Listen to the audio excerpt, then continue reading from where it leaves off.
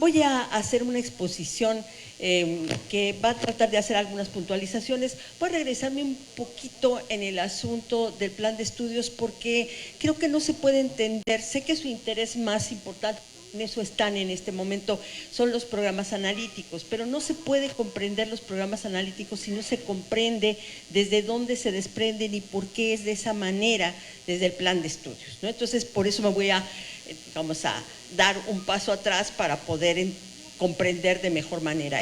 Después podemos tener un diálogo, voy a tratar de ser puntual, pero sí que a veces es extenso porque amerita una serie de precisiones que ojalá les sean útiles. Si vemos la primera, por favor. Creo que los que están hasta allá atrás les va a costar un poquito de trabajo, pero bueno, trataré de ser lo más claro posible. Si vemos la siguiente. Hablaré primero de la importancia que tiene en este trabajo, y los programas analíticos son parte de ello, el currículum integrado. Para nosotros el currículum integrado es todo, o sea, es todo lo que es el plan de estudios, los programas, los materiales, es decir, todo eso es parte del currículum integrado. Y dirán ustedes, si vemos la siguiente, ¿por qué pensar en un currículum integrado? Es un currículum integrado y es un currículum deliberativo. ¿Qué significa? Que todo el tiempo, en los diferentes momentos que se va decantando la propuesta, se delibera entre todos los integrantes del proceso. O sea, tanto estudiantes, tanto el estudiantado como el profesorado, como los equipos directivos. Hay una deliberación constante que es clave para poder desarrollar este currículum integrado. El currículum integrado, híjole, qué lástima, queda todo cortado, pero bueno, no importa. El currículum integrado es una parte fundamental porque significa que no hemos tenido currículos muy fragmentados en ocasiones, ¿no? O sea, cada uno ha planteado que las asignaturas estén por separado, cuando en realidad cada vez más en el campo del conocimiento las disciplinas están integradas, es decir, no se aprenden por separado, no se construyen por separado, sino establecen una relación de integración, y este punto es importante, que no solamente da cuenta de la unidad de las disciplinas, sino también da cuenta de la importancia del trabajo colegiado al interior de la escuela. El trabajo colegiado, que se ha venido trabajando durante ya hace algún tiempo, no estamos descubriendo absolutamente nada, simplemente estamos diciendo que en este caso es absoluta y totalmente necesario, porque parte de la idea de la autonomía del profesor. O sea, la autonomía profesional de los profesores en este caso es absoluta y totalmente importante y relevante. Por lo tanto, los profesores se hacen partícipes de un propósito común. Esto que es tan complicado porque sabemos que ante la diversidad que tenemos, no solamente lo educativo, sino la diversidad cultural que tiene México, a veces es complicado entender qué es esto de lo común, o sea, qué nos hace propio a todos en este país tan diverso. Y también con tantas modalidades educativas, con los niveles, con una serie de características, con las entidades federativas. O sea, yo acabo de estar ahora, ustedes los tienen, pertenecen al mismo sector, pero no son lo mismo, son absolutamente diferentes. Acabo de estar en Baja California, y es una realidad totalmente distinta a la que tienen ustedes, y es una realidad totalmente distinta a la que veo en Colima, y es una realidad totalmente distinta a la que veo en la Ciudad de México. Sin embargo, algo de lo común atraviesa totalmente al sistema educativo, y eso es una parte fundamental donde los profesores juegan un papel central.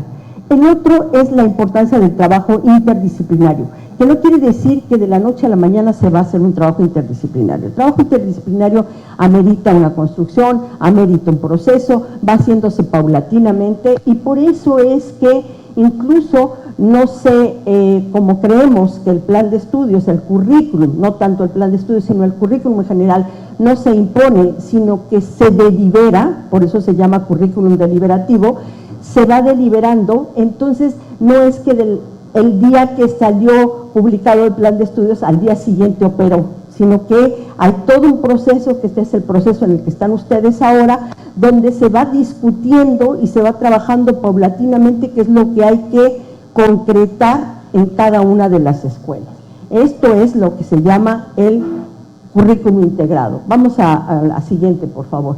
A lo mejor no sé si cambiándole el formato acabe, porque está en formato amplio, si le cambian el formato a común, a ver si aguanta. Esperamos un tantito. Si no, déjenlo así, yo le sigo como está, no hay problema. Bueno, lo que quiero plantear es fundamentalmente una idea. Para nosotros el currículum es algo más que el plan de estudios y los programas. El currículum es eso, más todo lo que sucede a nivel de la escuela. Eso es el currículum, de tal manera que los profesores son constructores cotidianos del currículum. Una cosa es lo que está en la intención, es decir, lo que está en el plano de lo formal, que son los planes y los programas, y otra cosa distinta es que eso sea todo el currículum. El currículum es todo lo que sucede, crean, estructuran, resignifican, restablecen los propios profesores y los estudiantes. ¿Sí? No, lo que tienen que hacer, sí. Si me dan 2 segunditos, ¿sí? Estamos configurando el cañón, no lo acabamos de configurar. Pero no va a ser el cañón, sino es el formato de la diapositiva. Ok, es que está cortado, mira. Hay un pedazo que no le sale en el cañón, por eso se ve cortado. Si le cambio el formato a la diapositiva, sí.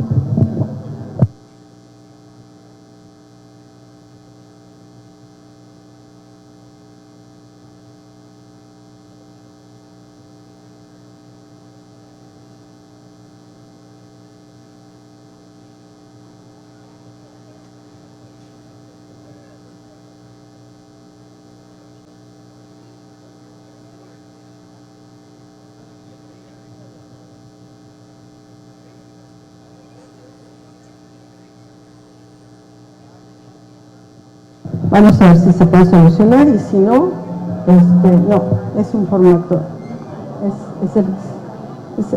es el cañón, sí. Bueno, no importa, seguimos. Ahí lo van a ver medio cortadito, pero después lo van a tener, ¿ok? No pasa nada. Si vemos entonces la que estábamos organizando, que es esa,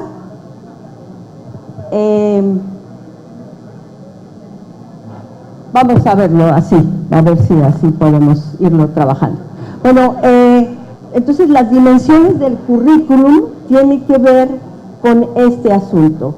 Por un lado está el plan de estudios, los programas y los libros de texto y los materiales, y por otro lado está la práctica. Una cosa es la intención y otra es la práctica, pero ni intención ni práctica están separados. El currículum es la intersección de las dos cosas. La práctica de ustedes, la práctica cotidiana, la práctica en el contexto, la práctica en la interacción, la práctica en la relación con las familias, la comunidad y su relación con el plan de estudios, con los programas, con los materiales, con los libros de texto. En ese sentido, la intención es lo pensado, pero lo pensado no puede existir sin lo vivido. Lo vivido es muy importante y es lo que va a dar sentido a lo pensado.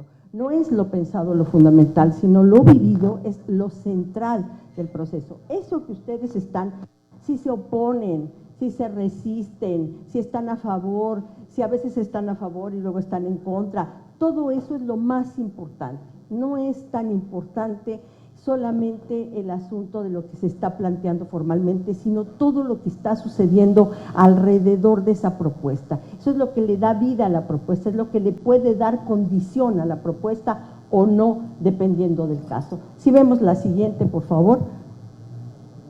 Ahora bien, a diferencia de otros planteamientos, el plan de estudios viene no de las competencias, no de las habilidades, no de las aptitudes. No quiere decir que no las tome en cuenta, quiere decir que de donde se creó el perfil de egreso es de la posibilidad de trabajar las capacidades humanas.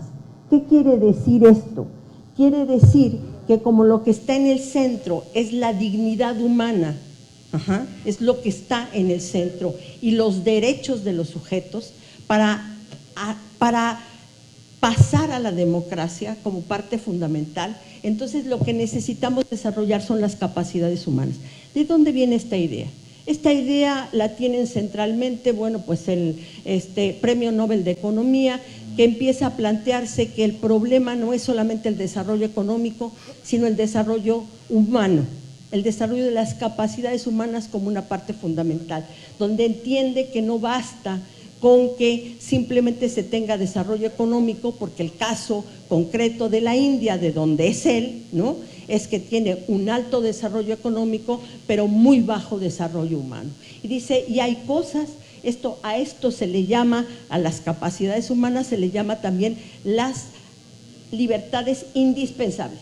Es decir, nadie podría dejar de tener estas libertades. No todos las tenemos, y entonces la idea es que la educación trabaje para que todos las tengamos y que las conservemos, no solamente que las tengamos, sino que se conserven como parte del derecho de la humanidad para tener estas capacidades. Dentro de las capacidades humanas tenemos, por ejemplo, a la salud física. Todos tenemos derecho, es una parte de nuestra libertad como seres humanos, tener una salud física. No solamente y con la misma condición para todos, ¿no?, que unos tengan una condición y otros tengan otra. O, por ejemplo, el tiempo de recreación, tener derecho al tiempo de recreación, al juego. No solamente los niños tienen derecho al juego, sino todos los humanos, independientemente de la edad que tengan, tienen derecho al juego, a la diversión, al tiempo de esparcimiento. Y hay sujetos que no los tienen, no solamente sujetos adultos que no los tienen, sino niños que no tienen derecho al juego, ¿sí? ¿Por qué? Porque muchos de ellos trabajan, por ejemplo, en las minas, ¿no?, extrayendo metales desde muy pequeños, desde los 7 años están extrayendo metales y no tienen derecho al juego. Lo que tienen es derecho a la producción, pero no tienen derecho al juego. Y ese asunto es un asunto del cual la sociedad se tiene que hacer cargo, porque las capacidades humanas son centrales. ¿Cuál es otra capacidad humana que es muy importante? Otra de las capacidades humanas es el tener imaginación y pensamiento. Es decir, esa es una capacidad humana que no la tienen otros animales, nosotros sí la tenemos, la hemos producido y por lo tanto tenemos que tenerla como una libertad de pensar, de trabajar. El derecho a la vida, por ejemplo, ¿no? Es esta parte tan importante que además en nuestro país lamentablemente no se está sosteniendo del todo, porque mientras haya desaparecidos, mientras haya asesinatos, eso no se cumple como parte del desarrollo humano. Pero si no hacemos algo ahorita, tampoco va a suceder mañana, porque el proceso de desarrollo de las capacidades humanas es central en el campo educativo y para las nuevas generaciones. Vemos la siguiente, por favor. En ese sentido, el perfil de egreso está estructurado alrededor de comprender las capacidades humanas, ¿sí? Por eso van a ver ustedes que dice algo así como, no están completos aquí todos los elementos del perfil, nada más son unos ejemplos. Vive, reconoce y valora la diversidad étnica, cultural, lingüística, sexual, política y social y de género. Es decir, reconoce todas las diversidades posibles. Un sujeto que sale de la educación básica reconoce y respeta las diversidades, ¿sí? Respeta las diversidades culturales, la diversidad política, la diversidad sexual, respeta todas esas diversidades porque somos justamente un mundo diverso y por nuestra diversidad somos lo que somos. Entonces, el plan de estudios lo que representa es la unidad de la diversidad, ¿sí? O sea, reconoce todas las diversidades y a partir de reconocer todas las diversidades es que establece una posible unidad, algo de lo común que nos une a todos. El otro elemento, por ejemplo, simplemente como ejemplo, dice valora sus potencialidades cognitivas, físicas, afectivas, a partir de las cuales puede mejorar sus capacidades personales y de la comunidad durante las distintas etapas de su vida. Es decir, esa valoración de lo afectivo, o sea, no separar la parte cognitiva de la parte afectiva, sino entender que la parte cognitiva y afectiva siempre están juntas y van trabajando para una misma situación. Vamos con la siguiente, por favor. Esas capacidades humanas están, digamos, condensadas o sintetizadas en los ejes articuladores.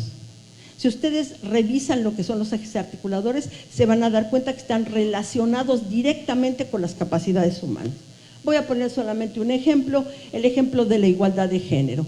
Claramente, Amartya Sen, que es el Premio Nobel de Economía, dice que no existe posibilidad de desarrollo humano si los sujetos que están en la humanidad no son iguales. Y si entre mujeres y hombres no hay igualdad, no hay posibilidad de desarrollo humano. Entonces, por eso uno de los ejes es igualdad de género, como una parte sustantiva del proceso.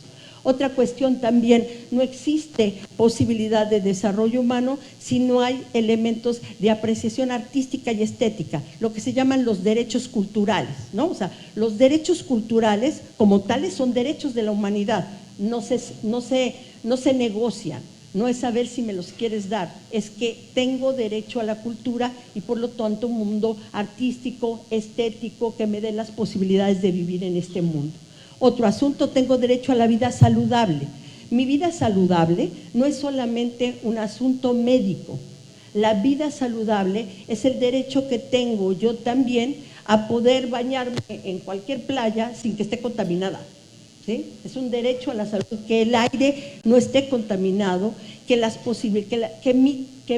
ropa que yo use no tenga esa característica de tener contaminantes que estén produciendo un daño a la salud, o que los productos que uso para la limpieza no tengan esos elementos. Eso significa la vida saludable, no significa solamente que tenga derecho a la hospitalización, a la medicación, sino mucho más allá de eso en términos de vida saludable.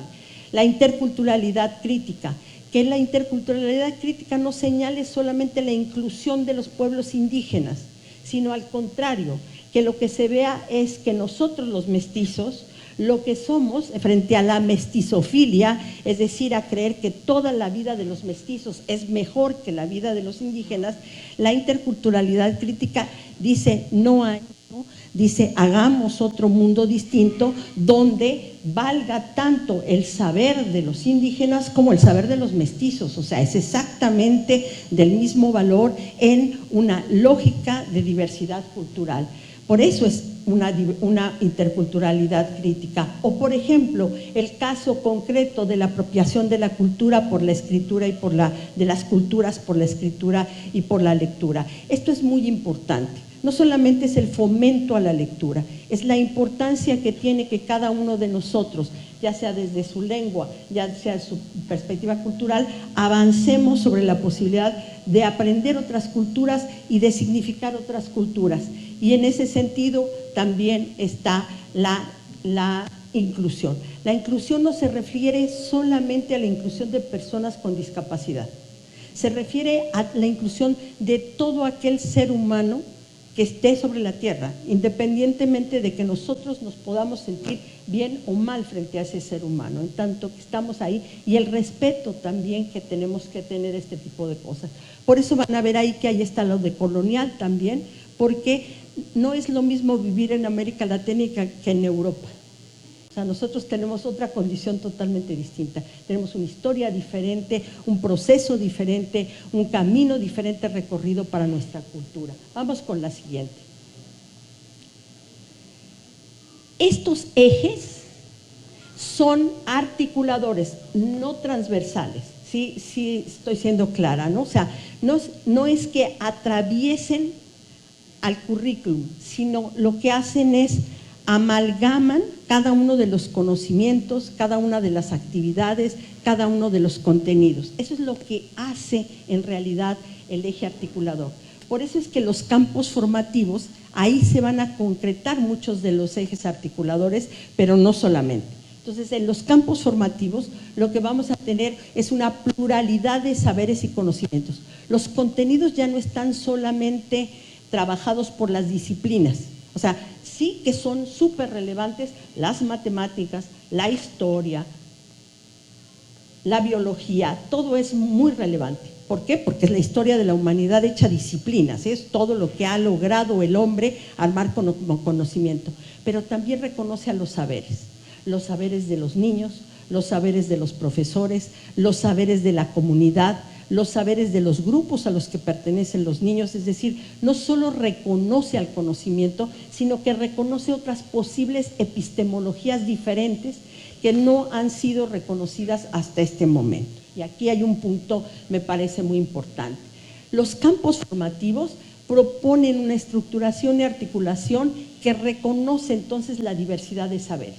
Lo que reconoce como primera instancia es que el saber es diverso y por lo tanto, entre más posibilidades tienen niños, niñas y adolescentes de conocer esa diversidad de saberes, más posibilidades tendrán de apertura al mundo, ¿sí? Es lo que dicen algunos autores, que es lo que uno pone a la mesa. Lo que uno pone a la mesa sustantivamente en la escuela es esa diversidad de saber, diversidad de conocimiento que no se encuentra a veces en la casa o que no se encuentra a veces en la comunidad o que no se encuentra en la región.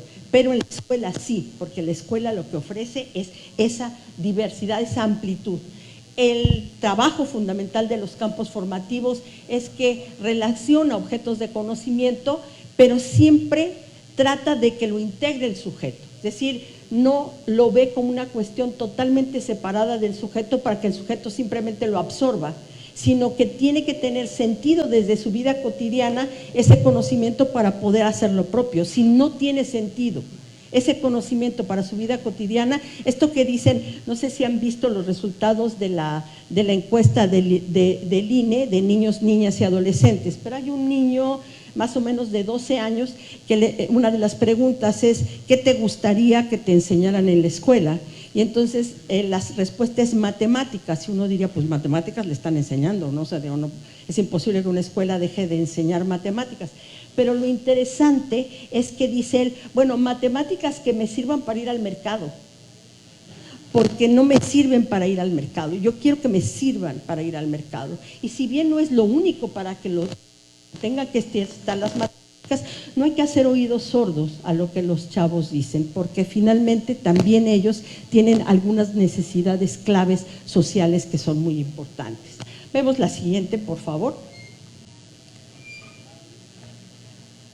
Voy a decir algunos aspectos pedagógicos que atraviesan también al plan de estudios y por lo tanto a los programas.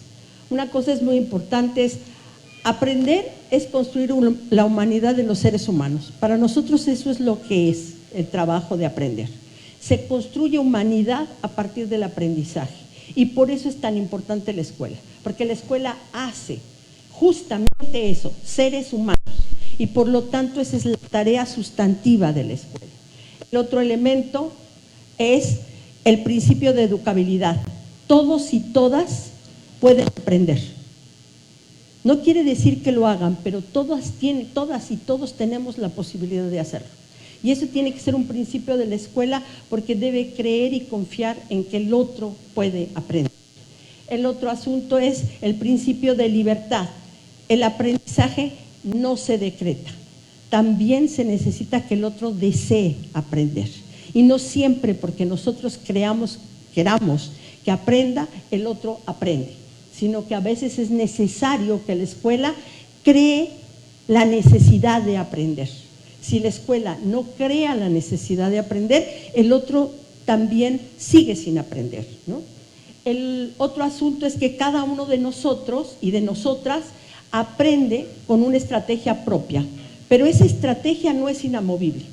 Yo puedo cambiar mi forma de aprender, pero la escuela me tiene que proponer formas de aprender, porque si no yo voy a seguir con mi misma forma, con la forma que yo siempre he tenido, y eso es importante también que la escuela proponga otras maneras de aprender. El otro elemento es que es posible, no es posible, ¿no? Es siempre tienen que ir unidos el método y el contenido, ¿sí?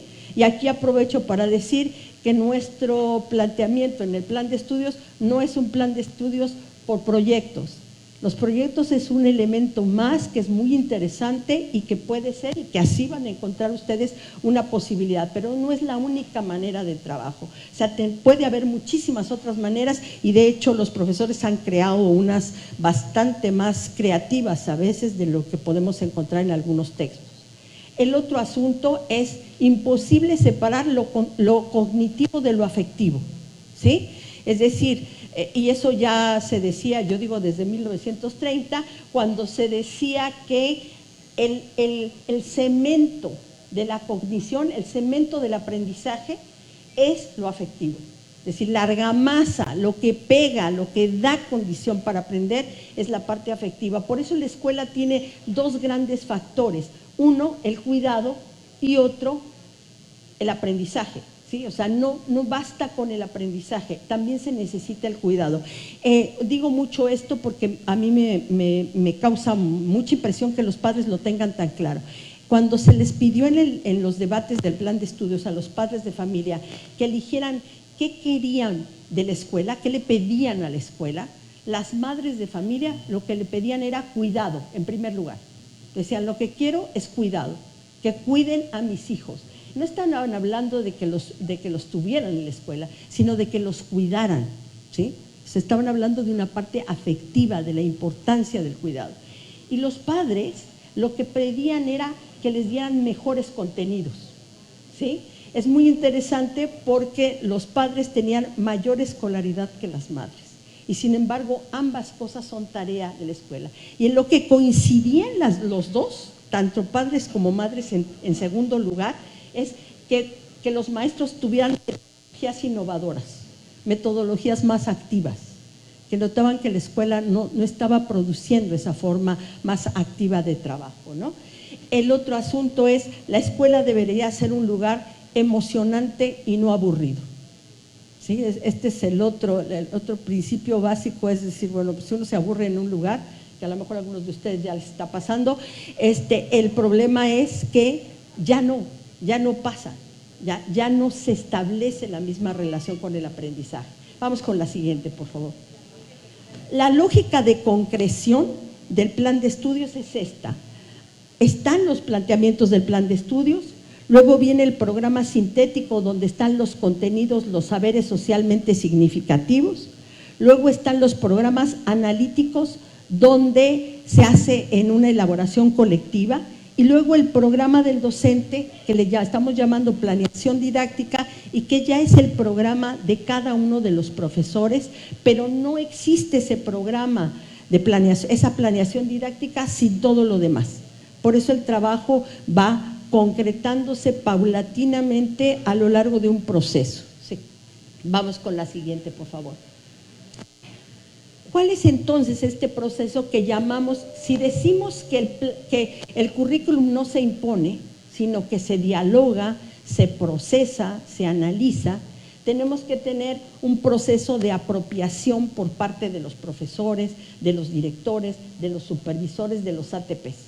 ¿Sí? Es decir, no es factible que de la noche a la mañana ya sepamos qué es lo que tenemos que hacer, sino que tenemos que tener un proceso paulatino de irnos apropiando de los sentidos que aparecen tanto en el plan de estudio como en los programas. Si vamos a la siguiente, por eso es que desde un año antes, digamos, tanto en los consejos técnicos, pero no solo en los consejos técnicos, sino en otros procesos de formación, en trabajo de acompañamiento, en otros trabajos mucho más finos, también se ha venido haciendo un proceso de socialización del conocimiento del plan de estudios y de los programas. Porque se abrieron diferentes espacios deliberativos. Hay entidades en las cuales hay círculos de estudio sobre el plan de estudios de los maestros. Hay entidades donde se están dando cursos específicos. Hay otras entidades donde se está trabajando a partir de redes de maestros, a partir de redes de directores. Es decir, la diversidad de espacios es múltiple porque no es fácil ir armando este proceso. Entonces, hay que armar espacios de deliberación curricular. Hay una resignificación curricular, lo que cada quien dice, o sea, si ustedes lo han visto en las redes, ¿no? O sea, hay unos que hacen sus esquemas y dicen, yo lo entiendo así, y luego hay otro que también pone un esquema y dice, no, yo lo entiendo más bien como así, y ponen unos dibujos y ponen, o sea, cada uno va resignificando de manera distinta. A algunos les inquieta esto, a mí particularmente no me inquieta porque creo que es parte de un proceso mucho más complejo donde uno se va cambiando de maneras muy distintas dependiendo de su trayectoria, dependiendo de su posición, dependiendo de su historia, dependiendo del tipo de trabajo que ha venido realizando en el aula. Y esta formación, apropiación es permanente, no va a terminar cuando al día siguiente entre el plan de estudios. No puede terminar cuando al día siguiente entra el plan de estudios. Tiene que continuar porque se tiene que seguir deliberando qué está pasando en la práctica. O sea, porque es en la práctica donde vamos a ver hasta dónde alcanza. Nadie supone que va a aparecer exactamente igual que como se dijo, va a aparecer en la realidad. Eso nunca ha sucedido con un plan de estudios y no va a suceder en esta ocasión, sino que ustedes van a recrear también esas formas particulares del plan de estudios. Vamos con la siguiente. Les inquieta mucho a los supervisores, a los directores, porque siempre dicen, ¿y entonces nosotros qué vamos a hacer? ¿No? Porque si están diciendo que los profesores tienen autonomía profesional, entonces nosotros ¿qué vamos a hacer? Resulta ser que este plan de estudios trabaja sobre 3 elementos fundamentales: la deliberación, la interlocución y el acompañamiento. Los directores y los supervisores tienen una función fundamental: convertirse en los interlocutores de los profesores, de los colectivos docentes, para seguir trabajando los procesos. Y esa es la única manera como los colectivos también van a tener otro referente, como también, por ejemplo, la pedagógica está incorporándose a algunos, los maestros están incorporando a algunos colectivos docentes en las escuelas y también son interlocutores, pero es un interlocutor totalmente distinto a un supervisor. No trabajan de la misma manera, trabajan de manera muy distinta, desde referentes muy distintos. Y se necesitan muchos interlocutores para poder discutir, para poder entender, para decir las cosas que no están resultando, para trabajar las cosas que no son como se pensaban que iban a ser, ¿sí? A diferencia de otros momentos en que uno cree que ustedes, siguiendo la lección 1, la lección 2, la lección 3, ¿sí?, van a poder hacer el currículum, en este caso no. En este caso se delibera todo ese tipo de trabajo. ¿Por qué? Porque los profesores son comprendidos no como operadores del currículum, sino como creadores del currículum, ¿sí?, como quien establece también elementos del currículum como elementos centrales. En ese sentido, se necesita la interlocución, se necesita la deliberación, en el sentido de que hay necesidad de analizar los saberes, las experiencias, las prácticas escolares, el trabajo de las comunidades educativas ya en acción. Esto es muy importante porque esto va a dar como consecuencia la posibilidad también de que se acompañe este proceso por diferentes sujetos. Vamos a la siguiente. ¿Qué son los programas de estudio y por qué son tan importantes en esta propuesta? Vamos a la siguiente. Los programas de estudio, lo que indica el programa de estudio es el qué, ¿sí?, hasta qué punto, de qué manera, ¿sí?, el cómo. El cómo, pero no en el sentido de decirles a ustedes van a hacer esto, van a hacer aquello, sino que discutamos el cómo. Ese cómo va a estar en un principio establecido desde el plan de estudios, pero también en los programas sintéticos. Los programas sintéticos son la expresión de lo común en el sistema educativo. Es decir, ahí van a estar los contenidos socialmente significativos que son obligatorios para todo el sistema educativo. Esa es responsabilidad de la Secretaría de Educación Pública. Ahí aparecen los contenidos culturales que van a ser los comunes para todos. No son los mínimos, no son los contenidos mínimos. ¿Por qué no son los mínimos? Porque en general cuando uno habla de mínimos o básicos, termina diciendo que los mínimos son para los, o sea, ustedes leen los mínimos a esto y a lo que les dan los máximos son a los que pueden, pero lo poquito, o sea, aunque sea que aprenda esto, lo mínimo. No, aquí está pensado para que todos aprendan lo mismo, lo socialmente significativo, y si se puede que aprendan más, o sea, dar el potencial máximo del trabajo en los programas. Esos son los programas sintéticos que de suyo ya son incompletos. ¿Por qué son incompletos? Porque ahí lo que está es lo común nacional, lo socialmente significativo, pero ¿qué falta? Lo regional y lo local. No están en los programas sintéticos ni lo regional ni lo local, ¿sí? Sí que hay una gran parte de los contenidos que las disciplinas han desarrollado a lo largo de la historia. ¿dónde va a estar lo regional y lo local? En los programas analíticos. Es ahí donde ustedes van a incorporar ciertos elementos que son de la región o que son de la localidad. Sí que aclaro, sin olvidar, o sea, no es que ustedes puedan cambiar totalmente los programas sintéticos, es que ustedes lo que hacen es incorporar lo que está en los programas sintéticos, pero retrabajado para el contexto en el que ustedes están, porque el contexto es que ustedes están, cambia totalmente la mirada, la forma, el tipo de trabajo. Una cosa bien importante es que los programas sintéticos ya traen y dicen cómo después se va a ir trabajando en los programas analíticos. Voy a poner un ejemplo muy claro. El caso de ética, naturaleza y sociedad, ¿sí? El caso de ética, naturaleza y sociedad tiene una característica muy particular. No separa a lo natural de lo social. Parte de la idea de que los seres humanos somos parte de la naturaleza no nos pertenece, somos parte de ella, es decir, somos parte de las especies animales, y creo que además esto es muy importante porque por primera vez en la pandemia la especie estuvo en riesgo mundial. Antes ha habido pandemias muy importantes, la de influenza, ¿no? O sea, ha habido pandemias muy importantes. Pero esta pandemia en particular lo que marcó es la posibilidad de la extinción de la especie. La cantidad de millones de muertos que tuvimos a nivel de la humanidad y que podemos seguir teniendo, o sea, porque esto no ha terminado, es de tal magnitud que nos hizo pensar en si realmente nuestra existencia es para siempre en este mundo. Es decir, que no somos dueños del mundo, que estamos aquí bajo ciertas circunstancias y que si no cuidamos nuestra casa, lo más probable es que tampoco la casa nos cuide a nosotros porque no tiene por qué hacerlo, ¿sí?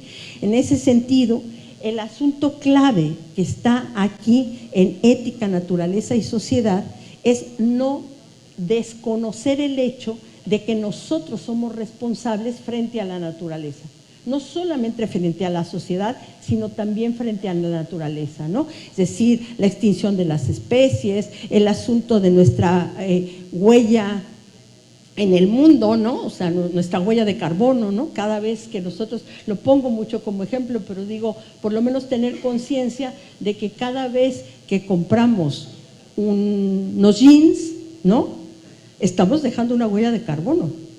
O sea, nuestra huella de carbono es una huella fundamental en el mundo y las próximas generaciones tendrán que vivir con nuestra huella.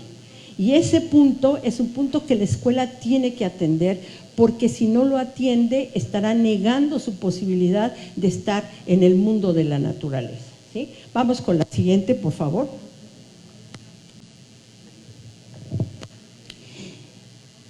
Nosotros entendemos que los programas son parte del codiseño. ¿Por qué creemos que tenemos que codiseñar? ¿Por qué la Secretaría cree que ella diseña una parte y luego la pasa a los maestros para que los maestros también diseñen con ella? ¿Por qué no volver a plantear un plan de estudios completo donde diga actividad 1, actividad 2, actividad 3, actividad 4 y que ya ustedes las desarrollen? Porque no cree que los maestros sean operativos, cree que los maestros son profesionales de la educación. Tiene una absoluta confianza y respeto a que los maestros han sido profesionales y que lo que han perdido en los últimos años es justamente esa capacidad de desarrollarse como profesionales. A ningún médico le dictan cómo tiene que hacer una operación. Le dan los elementos, pero no le dicen, usted aquí revise su programa para hacer la operación y haga esto primero, esto después, esto. O sea, a nadie, a ningún profesional en la vida, a mí como pedagoga, jamás nadie me ha dicho usted tiene que hacerlo de esta y de esta manera. Entonces, es por eso que se llama a una diseño. Usted puede diseñar, ¿se acuerdan de lo que dijimos del currículum?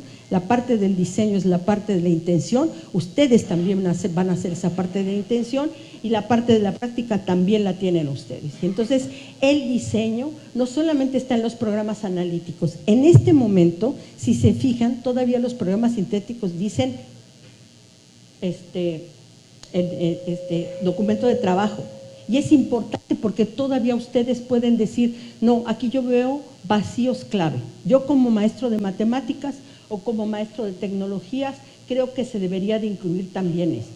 No estoy de acuerdo con que vaya en esa secuencia. Me parece que todavía no está bien la lógica de esto. ¿Por qué? Porque son ustedes parte sustantiva del diseño. No son solamente los operadores, son los profesionales que estructuran ese diseño y que son fundamentales para ese trabajo.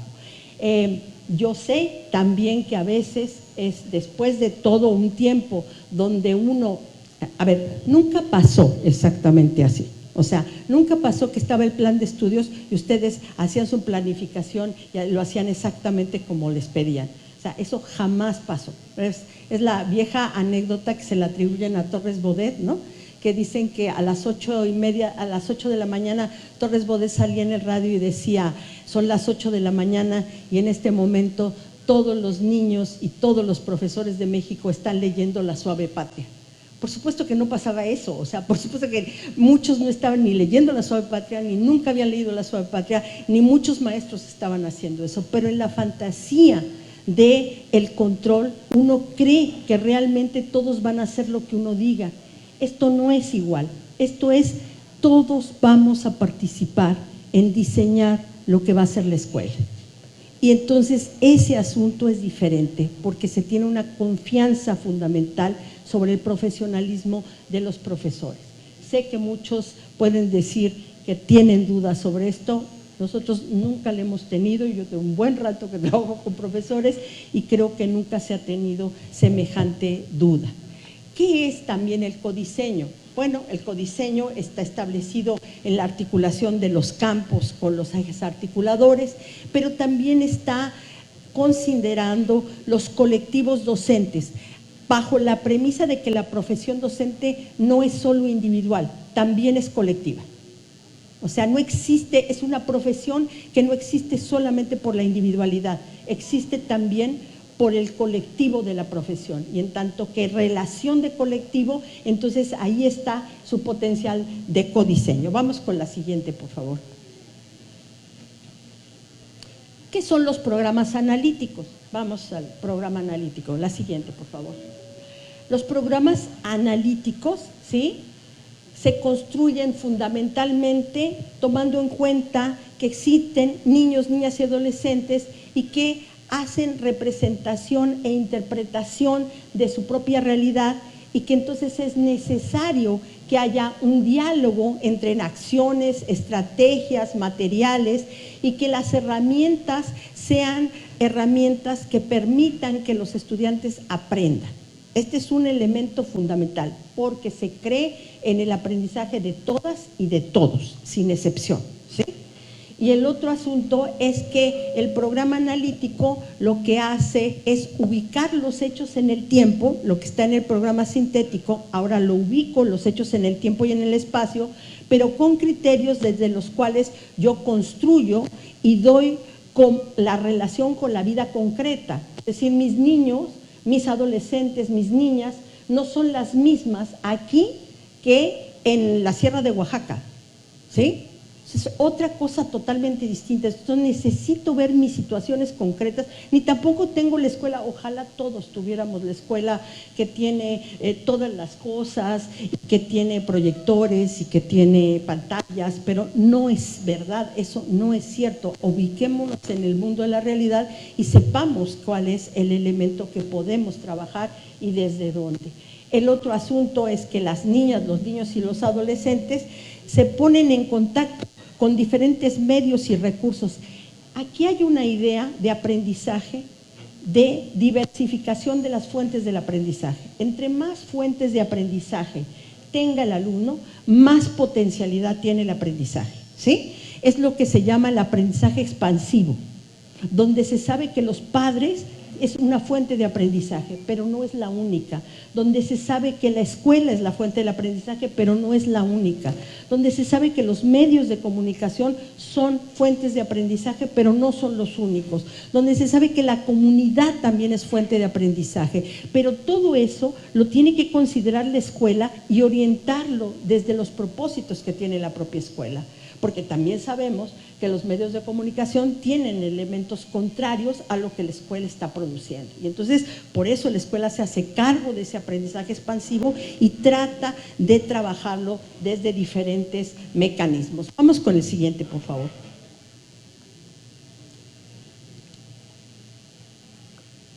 Los programas analíticos también establecen que la escuela valore las ideas, los significados, las intenciones en las estructuras social y material de la comunidad donde se desarrollan los procesos educativos. Es decir, valorar también las tradiciones, las formas de vida, las maneras como los niños, las niñas se relacionan con el mundo social. Hay un alejamiento muy fuerte, una tensión muy fuerte que medio se resolvió. Creo que aquí había que aprovechar lo que pasó en la pandemia. No todo fue malo en la pandemia. Hubo una cosa que fue muy positivo. Los padres de familia, muchos padres de familia, no digo que todos los padres de familia, volvieron a apreciar a la escuela. Se dieron cuenta de lo que la escuela le proporcionaba a los hijos. Se dieron cuenta de que la escuela era necesaria para los niños, para las niñas y para los adolescentes. Y en ese momento la escuela tomó un sentido absolutamente diferente, cuando había un distanciamiento muy fuerte, y sigue habiendo, entre los padres y la escuela.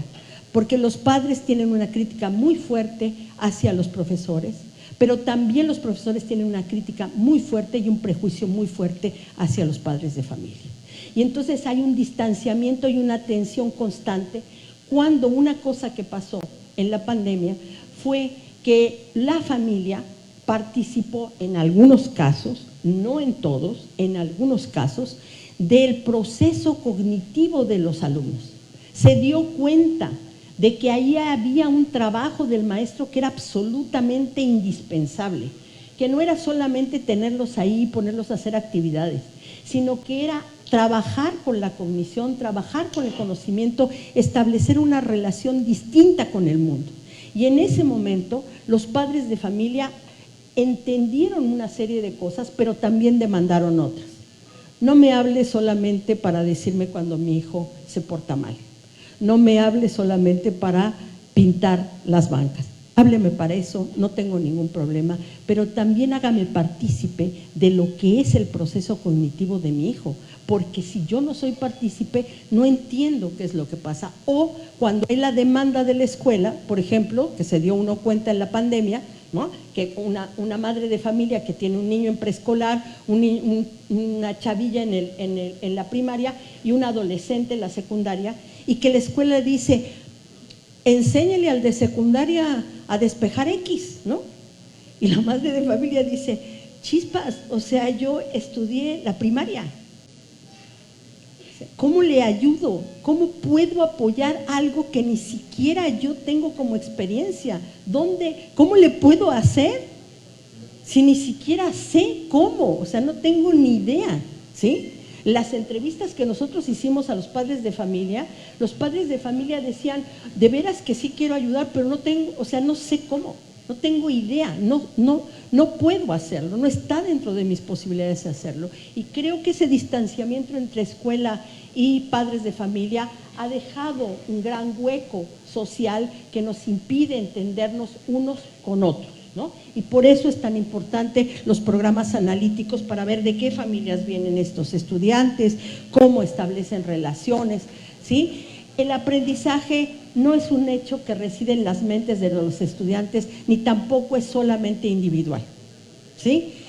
También el aprendizaje tiene una relación colectiva, una relación social, ¿sí? Hay sujetos que aprenden de una determinada manera porque van trabajándose socialmente de esa manera, ¿no? Y por lo tanto se da en contextos específicos, se da mediante el uso de objetos diferentes y de símbolos culturales distintos. Vamos con la siguiente, por favor. ¿Cómo se pueden elaborar los programas analíticos? Primero, el programa analítico se elabora en colectivo, nunca se elabora solo en individual. Alguien puede traer una propuesta individual al colectivo, pero se tiene que discutir con el colectivo. Dirán ustedes, ¿y cómo le van a hacer los de las escuelas multigrado? Bueno, pues se van a unir con otras escuelas multigrado, como lo hacen en el consejo técnico, ¿no? Y a veces el colectivo es los profesores de primer grado o los profesores de segundo grado y luego con toda la escuela. Y a veces no, a veces son los del campo, se dividen en campos, ¿no? Entonces en la secundaria trabajan todos los del campo de saberes y pensamiento científico, luego trabajan todos los del campo de ética, naturaleza y sociedades, luego trabajan todos los del campo del lenguaje y luego trabajan todos los del campo de lo humano y lo comunitario. Y entonces así es como se va colectivizando el trabajo. ¿Y a partir de qué se puede hacer eso?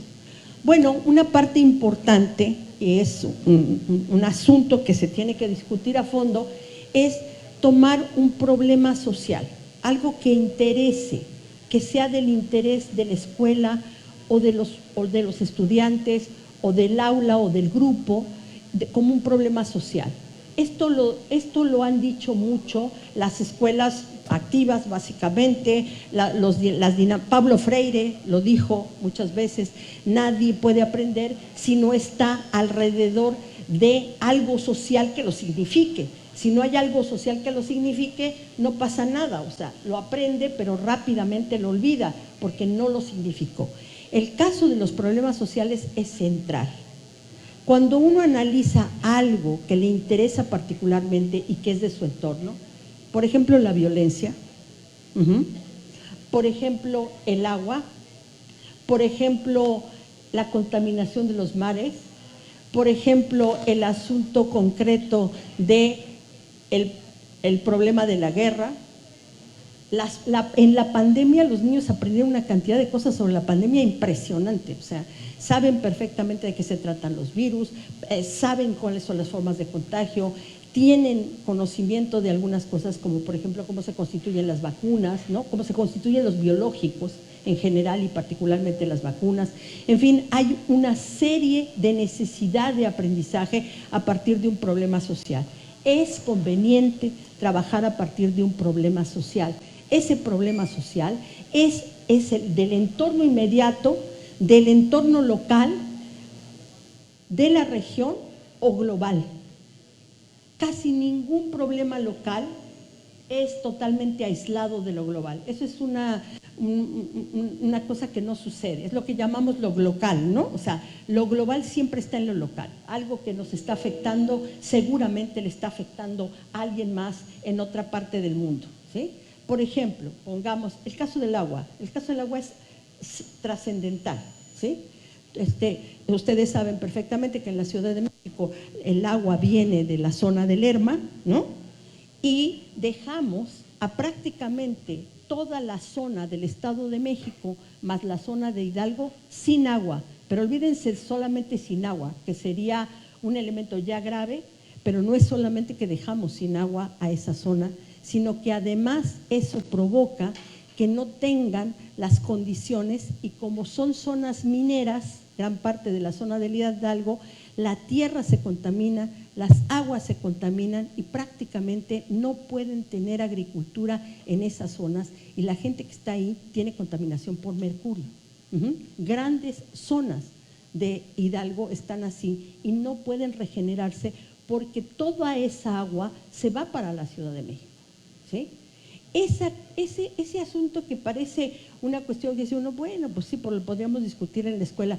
No, es fundamental que en la escuela empiece a intervenir en ese tipo de problemáticas, en ese tipo de historias. Y para eso también lo trabajan, por supuesto, y claramente los contenidos que están en los campos formativos, ¿no? Se puede trabajar desde el campo formativo de las matemáticas, se puede trabajar desde muchos campos formativos.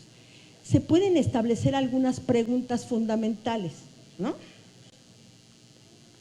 Los desaparecidos. ¿Por qué en México no se ha generado una pedagogía de la memoria como en otros lugares frente a los desaparecidos? ¿Por qué no se ha generado, frente a la alimentación? ¿Quiénes se benefician con que se trasladen los alimentos, y ustedes lo saben perfectamente bien, porque además para colmo, ustedes no solamente tienen que venir de lugares muy lejanos, ¿no?, sino que además tienen que atravesar el mar, ¿no?, y no tienen producción directa aquí en esta entidad federativa, cosa que además es estrictamente no recomendable desde el punto de vista de salud, ¿no? Uno tendría que comer los alimentos que se producen alrededor de 2 kilómetros, no más de eso, porque a partir de eso implica otra situación. Esas preguntas que parece que dice uno, pero ¿por qué hacerlas en la escuela? Porque esa es la vida de los niños y las niñas, porque esa es nuestra vida, esa es nuestra condición y esa es nuestra situación. Y ahí alrededor de eso puede haber muchos elementos de trabajo fundamentales. El otro punto es los campos formativos, ¿no?, que se puede trabajar intracampo, un proyecto, estudio de casos, intracampo, o se puede trabajar intercampo. Yo puedo trabajar un programa analítico mezclando campos, ¿sí?, trabajando una cosa en lenguajes que tiene obviamente que ver con algo de lo humano y lo comunitario. No tengo que estar exactamente solo en el campo. El otro punto también es la relación con los ejes articuladores. Yo puedo trabajar un tema de un campo específico, pero relacionándolo fundamentalmente con igualdad de género, o puedo tener un trabajo de un campo relacionándolo más directamente con vida saludable, o con igualdad de género y vida saludable, ¿sí?, o con el trabajo de artes y apreciación estética, o puedo trabajar un campo con artes y apreciación estética como eje central, ¿sí? Eso depende de lo que yo quiera construir y cómo quiera avanzar en el aprendizaje. El punto siguiente es la relación justo con los ejes articuladores y las posibles metodologías. Los proyectos es una, muy importante, pero no es la única, ¿sí? Se puede trabajar también por estudio de casos, preguntan algunos maestros, si yo he detectado que mis alumnos traen problemas de matemáticas, estoy en primaria, estoy en la fase 4, y ya detecté que traen problemas, puedo, además de hacer un proyecto de escuela y trabajar con un proyecto de aula, dejar un tiempo en mi programa específico, en mi programa analítico de la escuela, incluso ponerme de acuerdo con el colectivo, hagan de cuenta, de 8 a 10, trabajar para solventar esos problemas que traen de matemáticas. Claro que sí, claro que sí. ¿Por qué? Porque ustedes están viendo esa problemática y ahí es donde tienen que incidir para tratar de trabajar lo mejor posible con los estudiantes, ¿sí? Entonces, ustedes van distribuyendo el tiempo y el espacio dependiendo de la necesidad particular de cada escuela, ¿sí? El otro asunto es la evaluación formativa. Sé que este punto saca ronchas y que si sí, que si es así, que si no, que si cómo le vamos a hacer, que si no sé qué. La evaluación formativa no tiene la finalidad de establecer una calificación, tiene la finalidad fundamentalmente de retroalimentar a los estudiantes, de mejorar la enseñanza y de retroalimentar el trabajo de los maestros. La calificación es un momento específico de acreditación que puede ustedes perfectamente diseñar diciendo, yo voy a calificar con las siguientes evidencias. Todos los que tengan tantas evidencias, esos son los que tienen acreditado y no hay ningún problema, ¿sí? Y yo puedo establecerlo sin ningún problema. Pero hay algo más que es la evaluación formativa y puedo poner otro tipo de actividades en ese sentido. De tal manera que también puedo tener dimensiones distintas de trabajo. Trabajo con la comunidad, trabajo con toda la escuela y trabajo en el aula. Mis proyectos pueden ser de diferente dimensión para casos distintos, ¿sí? Vamos con la siguiente, por favor. ¿De dónde abrevan los programas de estudio, los programas analíticos? En este momento me estoy refiriendo estrictamente a los programas analíticos, ¿sí? De los libros de texto. ¿Cuáles son mis fuentes para hacer el programa analítico? Los libros de texto, los materiales complementarios. Cualquier tipo de material que ustedes tengan, a veces hay materiales estatales, hay veces hay materiales que ustedes mismos diseñan, todo tipo de materiales complementarios para el proceso.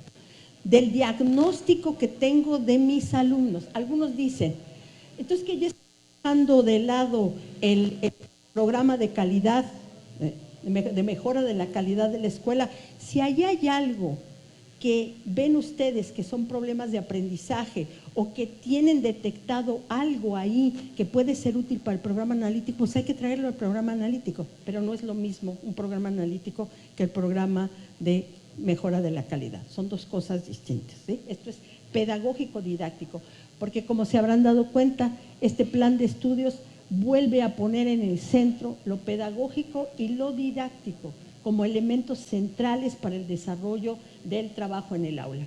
Luego tenemos lo que es propiamente, también vamos a utilizar los programas sintéticos, vamos a utilizar los intereses del estudiantado, ¿no? De los y las estudiantes, y los problemas sociales, ya sean globales, particulares, locales o regionales, ¿sí? Este es como las múltiples fuentes desde las cuales se puede hacer un programa de estudios analítico. Vamos con la siguiente, estoy finalizando.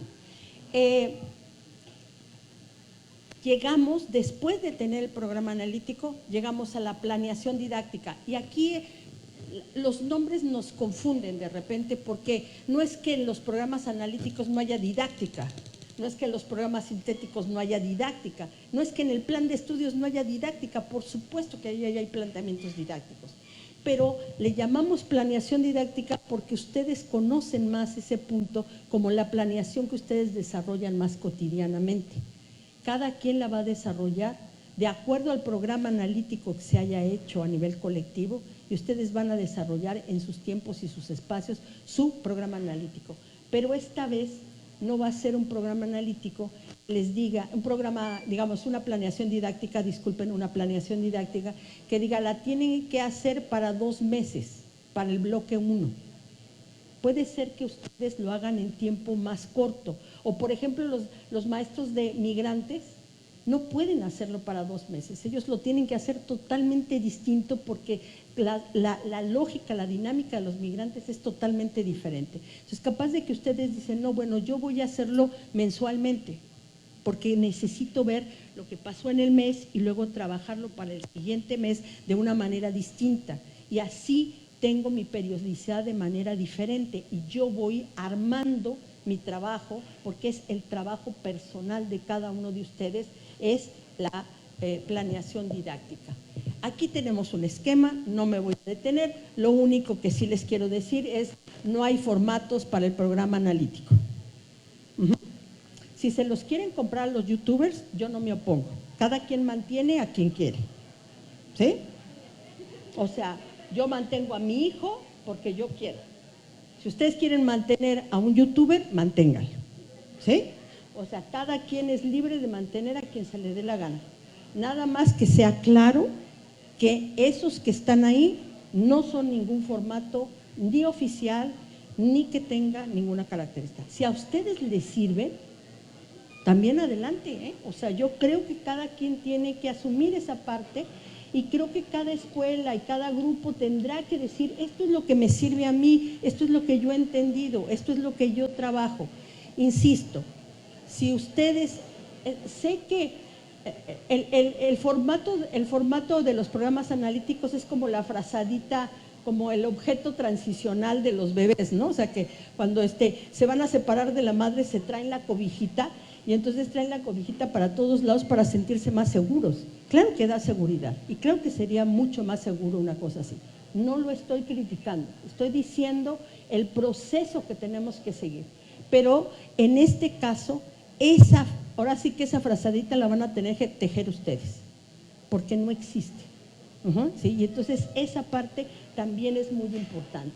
El otro asunto es que de ahí pasamos al plano didáctico. Me voy a quedar prácticamente aquí porque no quiero avanzar más, porque me gustaría que viéramos hasta el programa analítico, porque es lo que tienen ustedes en este momento enfrente.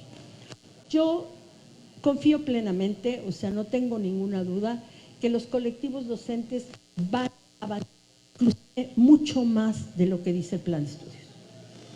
Creo que incluso ya el plan de estudios, contra todo lo predicho, rápidamente se está quedando, digamos, atrás, comparativamente con lo que pueden hacer los maestros, porque los maestros por supuesto que viven una realidad tan fuerte y tan cotidiana que lo van a hacer muy claramente.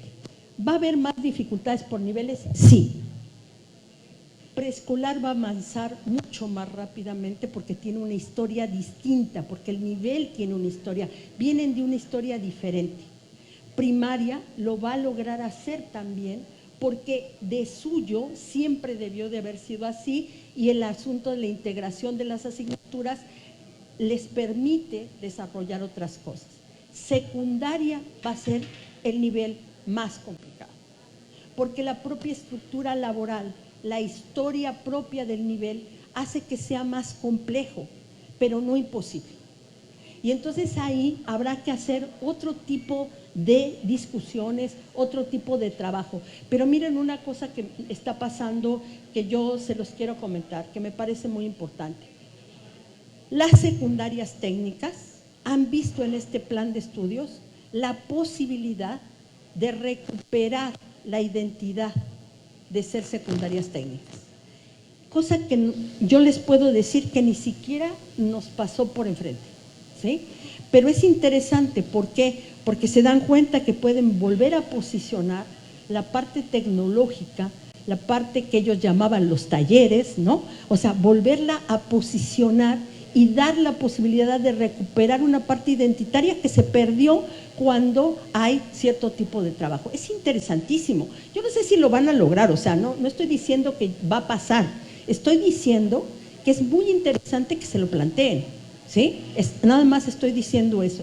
Y bueno, evidentemente los maestros multigrado lo están viendo como algo que ellos ya hacían, los de telesecundaria se sienten reconocidos por primera vez en su vida, ¿no? O sea, así como que siempre están vapuleados porque sus alumnos, según esto, sacan calificaciones mucho más bajas y por primera vez son reconocidos en un proceso. También las modalidades tienen su propia historia, ¿sí? También las modalidades tienen su propia dinámica. Esto todavía estamos empezando. Esto es el principio, pero no podemos tardarnos más. Yo sí les planteo una cosa. Después de la pandemia y bajo una serie de circunstancias por la que estaba pasando la escuela, después de la denostación hacia los maestros, hacia la escuela, del proceso tan duro que ha vivido el sistema educativo, particularmente el sistema educativo mexicano, pero en todo el mundo, ya no había manera de esperar. Había que profundizar totalmente el proceso y sé que nos está costando trabajo a todos, más a ustedes quizás que a nosotros, pero lo que sí es cierto es que hoy tenemos esta posibilidad y hay que aprovecharla y yo les doy las gracias por su paciencia y por su escucha. Muchas gracias.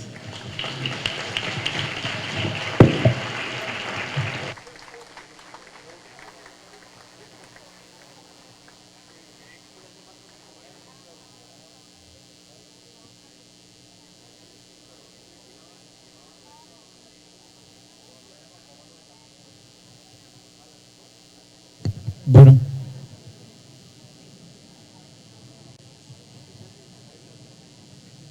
Esa bolsa arriba.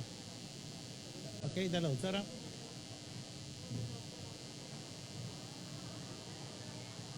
Bien, vamos a agradecer la presencia de la maestra Alicia Mesa Osuna, que se viene incorporando de los trabajos con la directora general de UCICAN, de la licenciada de la Peña. Muchas gracias, maestra, por acompañarnos.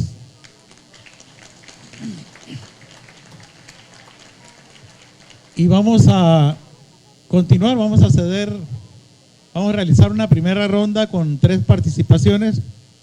Si ustedes nos los permiten, están los compañeros ahí para ceder el uso del micrófono y estaría yo atento a quien quiera participar. Acá está la primera mano, delante, 1, 2 y 3, muy bien. 3 compañeros. Adelante, maestro. Muy buenas tardes. Una de mis primeras dudas sobre este plan de estudios de la nueva escuela mexicana parte a raíz de lo que he leído sobre el mismo plan, ¿no?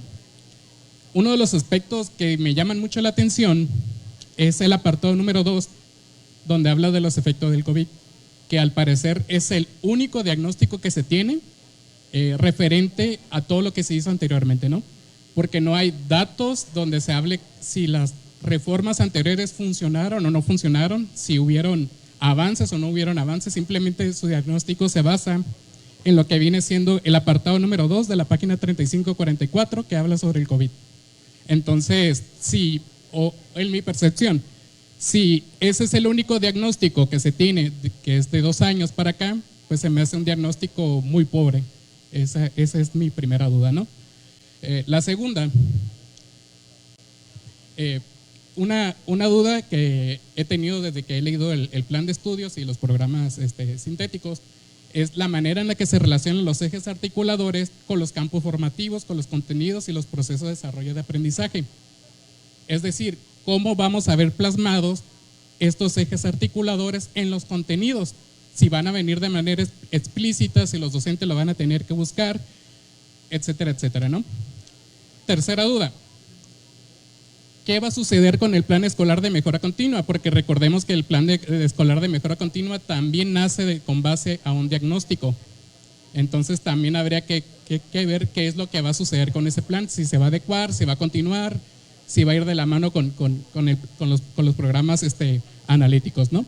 Y una duda que hubo aquí en la mesa es sobre la forma en la que se va a construir o se va a redactar el programa analítico, ¿no? Si va a ser por fases, si va a ser por escuela, si va a ser por grupo, etcétera, etcétera. De antemano, gracias. Gracias, maestro. Está tomando nota la doctora. Vamos a escucharnos. Primero, entre todos, está a la mano de la maestra. Le vamos a sugerir para que los planteamientos, las preguntas sean de manera concreta y poder avanzar, ¿no?, en la agenda. Gracias.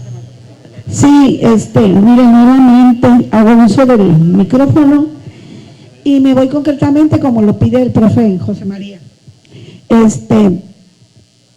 Maestra, qué gusto tenerla aquí con esta charla que yo como directiva, los profes me bombardean con muchas preguntas.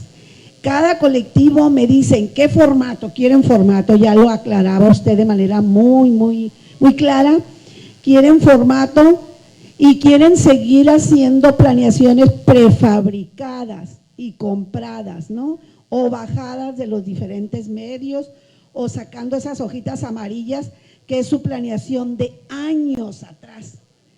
Es cierto, todavía aparecen esas situaciones. Por primera vez es la oportunidad de crear una verdadera planeación legítima y auténtica que responda a las necesidades de cada una de las escuelas y por primera vez un programa no traído de otros países, sino creado, un programa nacional que nos dé identidad y nos dé rumbo. Me parece que ese aspecto me quedó claro. Algo que cuando usted entró en el aspecto analítico, sé que la Biblia es el sintético, ahí está el sintético.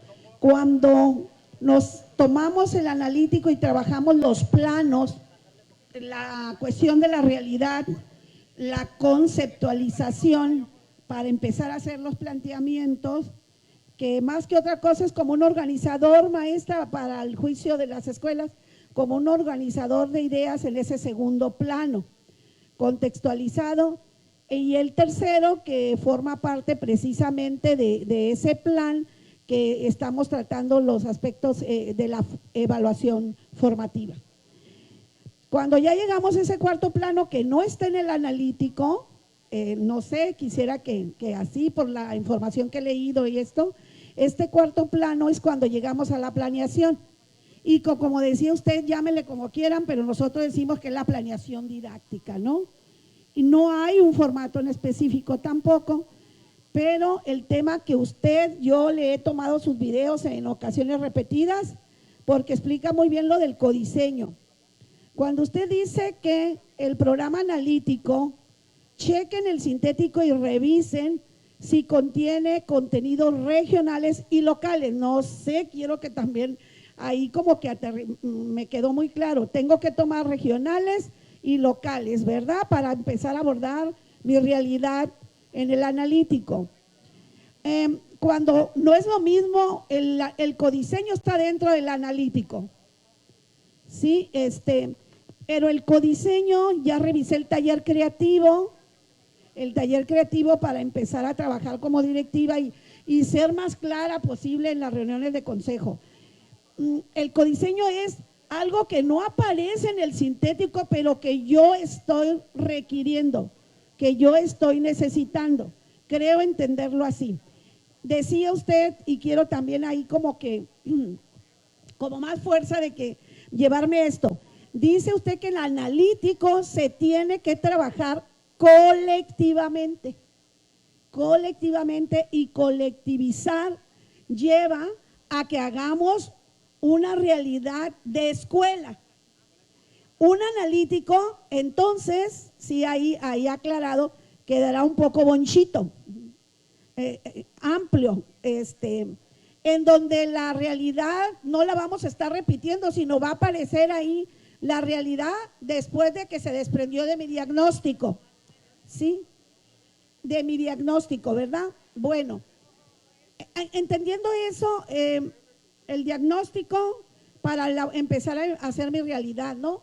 Y empezar a plantear eso que es codiseño, que no lo aparece en ninguna parte del sintético, pero lo voy a tener que plantear, ¿sí?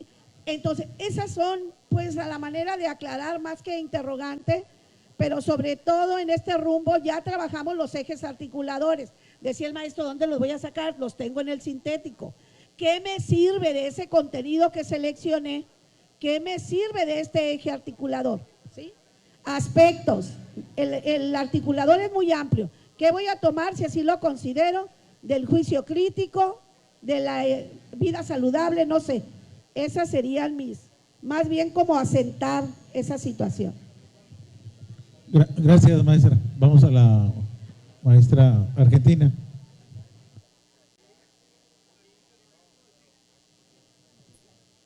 Muy buenas tardes. Maestra, tenemos una duda que surgió en los consejos técnicos de zona y también en los de las escuelas. Era con respecto al nivel de educación secundaria técnica cuando estuvimos analizando la jornada escolar, ese periodo lectivo que viene en lo que es integración curricular. Venían los propósitos, viene la integración, pero sí nos gustaría, si usted trae información, porque a lo mejor para nuestro nivel, por la misma organización de secundarias técnicas y generales, porque veníamos juntas, ¿no? En ese anexo, quisiéramos ver si nos pudiera, pues, dejar un poquito más claro cómo es que ustedes han visualizado que lo podemos trabajar en nuestros niveles. Gracias.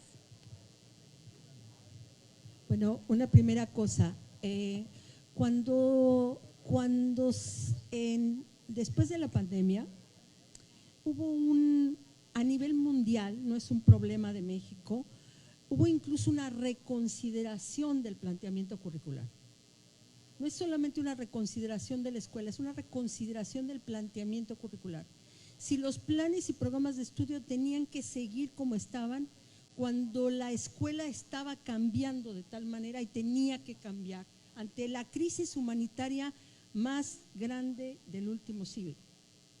O sea, no estamos hablando de cualquier cosa, estamos hablando de la crisis civilizatoria, no estamos hablando de una crisis de salud, sino el problema concreto que se tuvo que pensar la humanidad, incluso de decir, ante el hecho de que una persona mayor de 60 años esté gravemente enferma de COVID y haya uno de 18, ¿qué decisión ética y moral tenemos que tomar frente a esa situación? O sea, no es un asunto solamente, digamos, individual, es un asunto social. Ante esa situación, muchos de los investigadores y de los trabajadores de la escuela se plantearon si iba a tener que seguir igual el diseño de los planes de estudio, si se iba a tener que seguir de la misma manera. Y entonces empiezan a aparecer, pero ya habían aparecido desde antes en otros lugares, es el caso de Holanda sin duda, o sea, el asunto de no iniciar, de la misma manera que se había iniciado antes, presentando los diagnósticos que además ya todo el mundo sabe cuáles son. Ajá. Si se es indígena, si se es mujer, ¿sí? Y si se vive en ciertas comunidades rurales, por supuesto que el nivel educativo es terriblemente más bajo que el de un hombre en ciudad y en un lugar. Y esas estadísticas existen, ¿sí? ¿Qué fue lo que pasó en el campo curricular?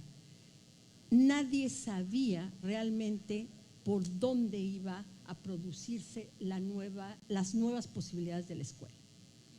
Y se tomó una decisión, que en ese sentido es tal cual usted la señala, que se señalara la crisis civilizatoria y los problemas graves sociales, como la violencia, el problema de las desigualdades, el racismo, la discriminación, más que se centrara directamente en las cifras. No porque no las tengamos, las tenemos, ¿sí?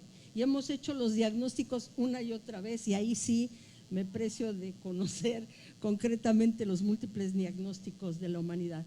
Pero en el caso concreto de este planteamiento se tuvo una lógica distinta y está apareciendo en otros lados, no solamente en el nuestro. En ese sentido, eso fue lo que se puso, y no es pobreza, sino es otro ángulo distinto. No estamos diciendo que no puedan aparecer de otra manera. Los ejes articuladores sí están ya desde los programas sintéticos, sí aparecen ya en los programas sintéticos, pero no aparecen necesariamente todos y de la misma manera. Aparecen énfasis de los ejes articuladores dependiendo del campo formativo. Hay campos formativos donde aparece un eje con mayor énfasis que otros ejes, pero seguramente a la hora que se haga el programa analítico, algunos de los colectivos dirán no, tenemos que poner énfasis en el eje articulador vida saludable. Ahora, en el programa sintético no necesariamente tenga ese énfasis, porque ustedes viven en otro lugar con otras condiciones. Bueno, entonces es interesante que ya aparecen en los programas sintéticos. Va trabajándose todo el asunto de vida saludable o todo el asunto de igualdad de género, cuando en ética, naturaleza y sociedad se trabaja cuáles son los roles específicos que los sujetos de una familia establecen alrededor, por ejemplo, de preparar la mesa. Simplemente, ¿quién pone la mesa a la hora de la comida? ¿Quién prepara los alimentos? ¿Cómo se distribuyen las tareas del hogar? ¿Cómo se establecen los horarios específicos? ¿Quién cuida a la familia? ¿Quién cuida a las mascotas? ¿Quién se hace cargo de los niños y las niñas? Es en el programa de ética natural. Están integrados, pero evidentemente necesitan ser recreados, no basta con eso que está ahí. El otro asunto es el plan escolar de mejora continua. Ya no está, o sea, ustedes siguen trabajando con eso, pero el asunto es que algunos de los elementos que están en el programa, como diagnóstico de cuál es la situación de los problemas de aprendizaje de los niños, por supuesto que se puede traer al programa analítico, pero no todo lo que está en el programa de mejora de la calidad corresponde a las partes pedagógicas y didácticas. Hay muchas partes que tienen que ver con la infraestructura, que tienen que ver con la gestión. Esas no se incorporan al programa analítico porque no corresponden al programa analítico. El programa analítico tiene un centro fundamental que es el problema de los conocimientos, el aprendizaje, el problema académico, es lo que está ahí, es el centro, es el corazón del programa analítico. Si hay algo en el programa de mejora continua que abona al programa analítico, por supuesto que hay que traerlo, y no solamente hay que traerlo, es casi una de las fuentes principales, digamos, ¿no? ¿De qué forma dice se va a continuar el programa? Se van a continuar los programas analíticos. Una parte muy importante es que este tránsito entre en programa sintético, estamos en el programa analítico, y luego el tránsito a la planificación didáctica, tendrá que ver también con las características de cada estructura colectiva. A veces no es tan fácil, algunos ya venían trabajando así, hay muchos colectivos que ya venían trabajando de esa manera. Les cuento el caso de una secundaria, claro, una secundaria muy grande, en el estado de Morelos. En el estado de Morelos ya venían trabajando en una secundaria con lo que llaman ellos el aula unitaria. Entonces había un aula de geografía, un aula de matemáticas, un aula de historia, ¿no? Y entonces son los chicos los que se mueven a las aulas y no el maestro el que se mueve a los grupos. Entonces, en las aulas está todo el material, están los mapas, están los mapamundis, están los atlas, está todo, está una computadora con una serie de cosas, ahí está todo concentrado, como en el aula de artes también está todo concentrado. Ellos ya estaban trabajando de esa manera y lo que están haciendo ahora es recrear un poco ese asunto y viendo hasta dónde da para hacer un programa analítico por proyectos. Ellos de hecho hacen proyecto de escuela, o en la primaria de Zapopan en Guadalajara, que ya hacen proyectos de escuela, por eso hacen el proyecto de convivencia con la familia, un proyecto de escuela, hacen un proyecto de escuela que tiene que ver con cuidado y buen trato entre los adolescentes, o el caso de Tijuana. En el caso de Tijuana se está haciendo en las secundarias, hay una tradición ahorita, se está convirtiendo en una tradición entre los chavos de vestirse, se quieren vestir como los narcos. Nada más que toman un nombre especial porque los chavos no se pueden comprar las cosas que se compran los narcos. O sea, no se pueden comprar los tenis Nike, pues son carísimos, ¿sí? Entonces se compran los sucedáneos, se compran las imitaciones. Y entonces se burlan de ellos los otros chavos, porque dicen que son falsos, o sea, que tienen una falsa personalidad y que son unos improvisados. Entonces, la escuela decidió trabajar un proyecto alrededor de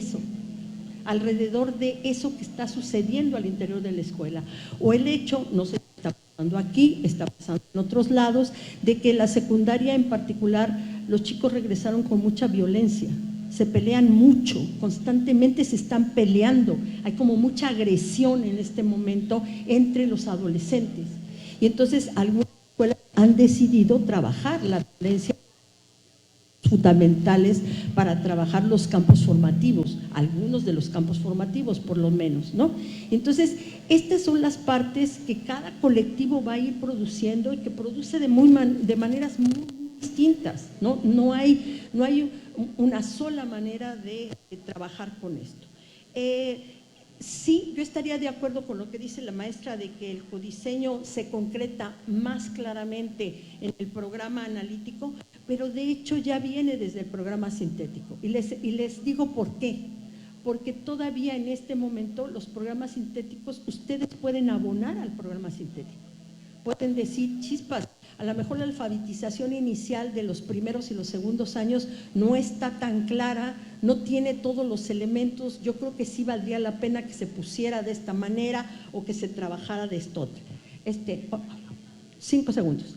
El otro aspecto que me parece fundamental es que el programa analítico sí es un aspecto de codiseño, pero de codiseño colectivo. Esa parte sí me parece central, ¿sí? Ya vendrán otros momentos de trabajo más particular. Lo de las secundarias técnicas, particularmente a mí me están interesando en este momento las secundarias técnicas. No pensé que me iban a interesar. Yo he trabajado mucho más con telesecundarias que con secundarias técnicas. Trabajé hace mucho tiempo con secundarias técnicas. Pero es una cosa muy interesante lo que está pasando con las secundarias técnicas. Se están empezando, sobre todo con el campo de lo humano y lo comunitario y con el campo de saberes y pensamiento matemático, tratando de reconformar la parte tecnológica. O sea, ¿dónde exactamente están las tecnologías? Y en algunos casos están haciendo que las tecnologías sean como un eje de los otros campos. Cosa que no había pasado desde hace un buen rato. Ahora, lo que sí se está discutiendo de fondo, y lo pongo aquí sobre la mesa, no sé si tiene que ser así o no, no tengo ninguna respuesta para eso, están poniendo la gran pregunta. Eso significa que en tecnologías tienen que volver a aparecer la idea de talleres como aquellos viejos talleres de los oficios, o se tiene que pensar en otra cosa distinta en este momento de acuerdo a la circunstancia, o también no llenar todo de tecnologías de la información y la comunicación, porque en realidad hay otras cosas que también se pueden ver en ese ámbito.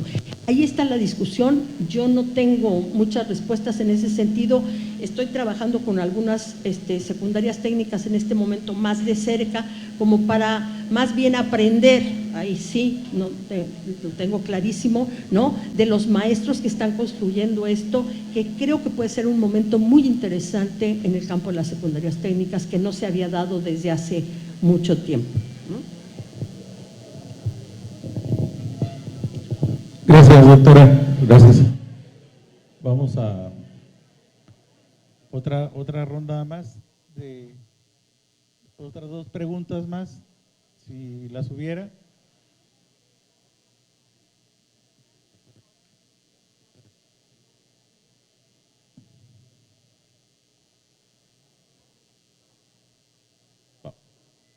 Vamos a esperar.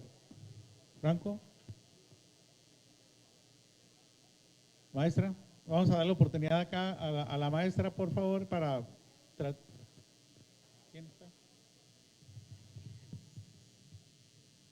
La maestra, y luego acá cerramos con el maestro. Gracias. Sí. Buenas tardes, doctora. Una pregunta con relación a los contenidos del programa sintético. Bien, ya vamos a pensar que estamos elaborando nuestro programa analítico, hicimos muy bien el primer plano, nuestra lectura de la realidad, tenemos un diagnóstico integral muy bien elaborado, ¿no? Entonces nos vamos al programa sintético y seleccionamos aquellos contenidos que obedecen a las necesidades, a las características, a los intereses de nuestra escuela, de nuestra comunidad. Ok, y ya nos damos a la tarea de el codiseño y todo eso. ¿Qué va a pasar con aquellos contenidos del programa sintético que no fueron incluidos? ¿Sí? Nosotros nos preguntamos al interior del Consejo Técnico de Zona, de nuestros consejos escolares, ¿habrá un mínimo de contenidos? Sabemos que son del programa sintético, que sí es el carácter nacional, ¿verdad? Que es lo que nos va a garantizar lograr ese perfil de egreso, desde luego con los ejes articuladores. Esa sería nuestra inquietud. Gracias.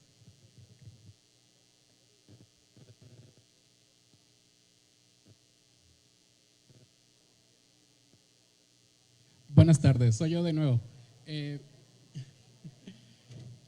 Otra duda que tengo referente con lo de los ejes articuladores, ya me quedó claro, ¿no? El maestro tiene que encontrar la relación con los contenidos, pero ¿por qué en el avance de los libros de texto gratuitos sí viene señalado los ejes, en el libro de texto ya viene señalado ahí con el logotipo de cada eje articulador? Entonces, ¿por qué? ¿Por qué en el libro sí y por qué en el programa sintético no? Recuerden que el libro es una fuente, es otra fuente, y esa fuente dice, nosotros en este proyecto creemos que hay mayor énfasis en este eje articulador, lo cual no significa, porque además no se van a tomar todos los proyectos que vienen en el libro de texto, se va a trabajar algunos, y también eso dependerá de las características que tenga cada programa analítico, ¿no? O sea, también de eso dependerá, de tal manera que aunque venga indicado, no quiere decir que estrictamente yo tengo que trabajar eso, sino que cada uno de los colectivos toma algunos elementos, pero viene indicado que ese proyecto que viene ahí en ese libro tiene ese énfasis, pero no que necesariamente, ¿sí?, se tenga que trabajar ese proyecto para todas las escuelas. Entonces es otra fuente, digamos, nada más es otra fuente. En el caso de los programas sintéticos, Hay un asunto que sí quisiera yo comentarles. Llegar a los programas sintéticos fue muy complicado por dos cosas. Porque hacer un trabajo de integración es muy difícil. Tampoco es que los especialistas y que los maestros hayan trabajado a fondo totalmente una propuesta integradora, ¿eh? O sea, este es el primer intento. Y creo que hay que asumirlo así también. A ver, los matemáticos, así que digamos un diálogo fuertísimo con los de las ciencias naturales, no tienen. O la gente de lenguajes que tenga, la gente incluso de español que tenga un alto diálogo con la gente que trabaja lenguaje de señas, pues no tiene. Estamos hablando de un trabajo muy nuevo, muy novedoso, que trata de integrar una serie de cosas que no habían sido vistas así, y que para trabajarlo la gente ha tenido que incluso negar sus propias maneras de pensar. Si yo les contara esas sesiones entre matemáticos y gente de las ciencias naturales, no acabo en 3 semanas. O sea, las broncas, las dificultades, las diferencias, ¿no? Los planteamientos que si la matemática era más importante que la biología, que si la química es más importante que la física. O sea, estamos hablando de un terreno complejo también, porque aunque la ciencia avanza hacia trabajo interdisciplinario, muchas veces quienes están en ella no es que estén trabajando interdisciplinariamente, están trabajando por separado. Y realmente esto es todo un tema, ¿no? Además, no les tengo que contar a ustedes, si hay aquí matemáticos lo ratificarán, ¿no? O sea, yo digo que donde hay un matemático hay por lo menos una escisión, ¿no? O sea, por lo menos hay dos maneras de pensar, ¿no? O sea, están los matemáticos que son de la línea japonesa, y los matemáticos que son de la línea francesa, y los matemáticos que son de la línea norteamericana, y no se pueden ver unos con otros. Es increíble. O sea, si tú eres de la línea francesa, entonces no me veas, porque yo soy de la línea japonesa, ¿no? Y entonces yo pienso de otra manera totalmente distinta. Increíble que al interior de las propias disciplinas hay una serie de divisiones impresionantes. Entonces, contar eso también tiene sus problemas, y ha sido todo un esfuerzo hacerlo en aras de un trabajo de lo común. Y ahí voy a la pregunta de la maestra. ¿Hay mínimos? No hay mínimos. Esos son los contenidos que se han establecido a nivel nacional, pero siempre me hacen la pregunta: ¿tengo que cubrir los 25 contenidos uno a uno tal cual? ¿Qué más? No sé si ya se fijaron, es entre 20 y 25, si ustedes más o menos los miran. No, si a la hora que yo hago el trabajo y el tipo de diagnóstico que yo tengo y los chamacos con los que yo trabajo avanzan de una determinada manera, porque acuérdense que nosotros no separamos desarrollo y aprendizaje, y por lo tanto forzar también a un proceso que todavía ellos no pueden hacer. Fase, no está solamente el grado, la fase es muy importante. Hay un tipo de proceso que se hace para el primer grado y otro que se hace, y algunos llegarán en el y otros llegarán en el segundo grado. Entonces, aquí sí, nuevamente se nos complejiza el asunto, pero nos da posibilidades y les da más posibilidades a los estudiantes de ir avanzando. Los maestros, algunos maestros ya detectaron cuáles son aquellas cosas que sí pueden trabajar con su grupo y van trabajando, hagan de cuenta, dejando 2 o 3 cosas para así entrar en segundo grado. Van a anclar estas que están aquí, las van a anclar después en el segundo grado, y están más creativas de ir trabajando cada una de las cosas en profundidades diferentes. Y eso también es una discusión, pues, que ustedes más que nosotros, yo ahí sí creo que lo saben.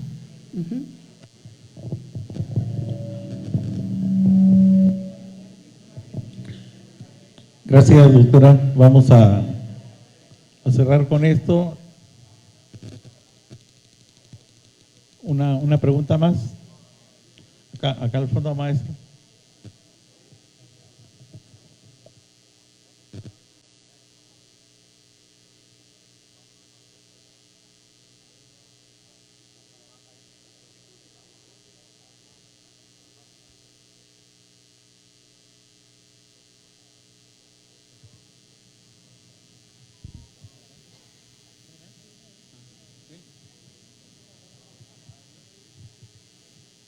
Bueno, sí,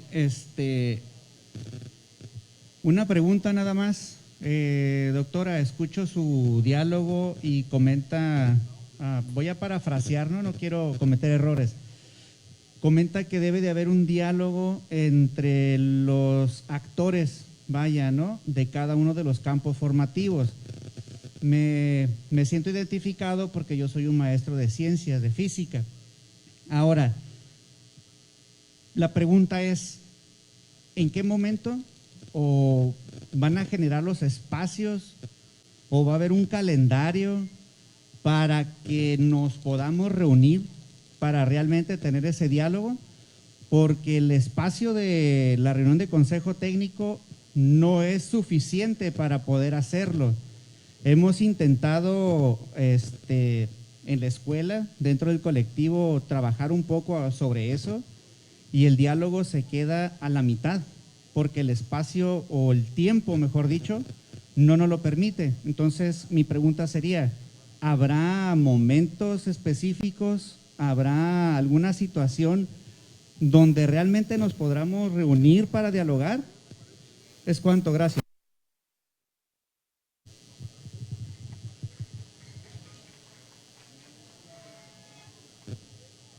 Buenas tardes. Mi nombre es Enrique Michael, soy maestro de la Escuela José Vasconcelos. Apoyando la moción del profesor, le comentó ahorita a la compañera que tenía una duda similar, ¿no? Que era exactamente cuándo iban a ser los tiempos.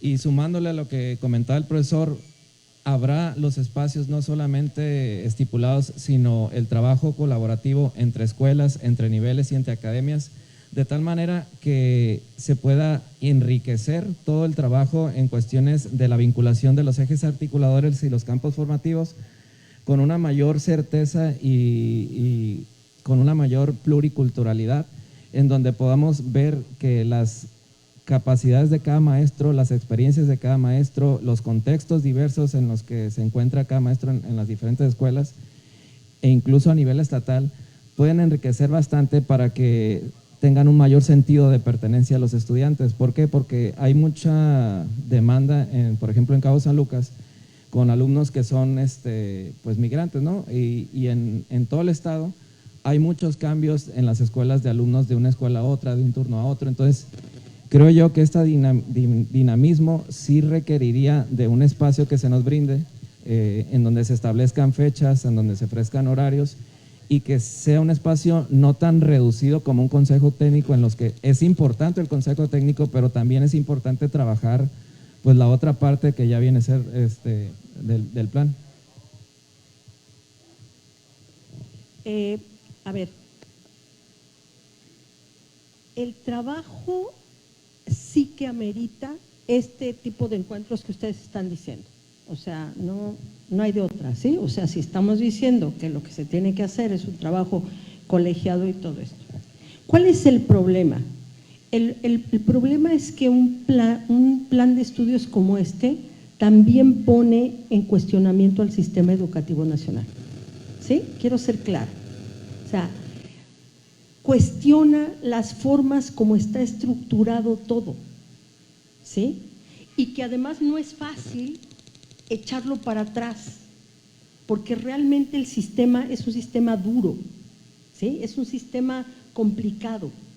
Somos parte de un sistema muy, muy complicado, muy anquilosado y con formas que ya están muy establecidas, ¿sí? ¿Se requiere otras formas? Sí, se los firmo sin ningún problema. O sea, no tengo ningún problema. ¿Se requiere esos espacios? Sí, se requiere esos espacios.